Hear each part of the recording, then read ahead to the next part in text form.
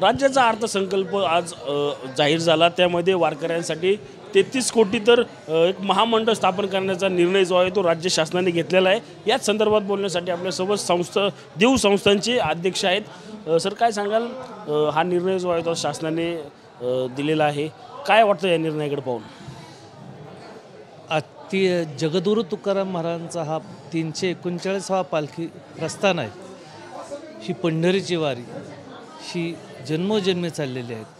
500 वर्षापूर्वीचा हा सोहळा चाललेला आहे आणि ह्या सोहळ्याला सर्व संतांनी त्याचं करत असताना संप्रदायाचं जे मूळ काय आहे, आचारसंहिता काय, तर वारी आहे। आणि या वारीमध्ये त्याच्यातच बजेट झालं आणि त्या बजेटसाठी त्यांनी एक वेगळी तरतूद करतात। उभ्या महाराष्ट्रातून, उभ्या चोहोबाजूने सगळ्या भागातून उभ्या महाराष्ट्रात सगळ्याकून लोक येतात आणि त्याचं त्यांनी नियोजन करतात, बजेट निवडतात। त्याचं आम्ही संत तुकाराम महाराज संस्था त्याचं स्वागत करत आहे।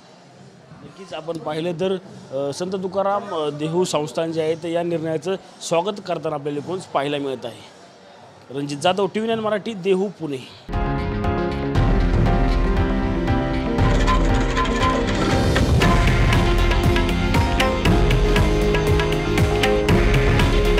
हे आहे देशातील नंबर 1 न्यूज नेटवर्क आणि आपण पाहत आहात TV9 मराठी। काळजी तुमची, हित महाराष्ट्राचं।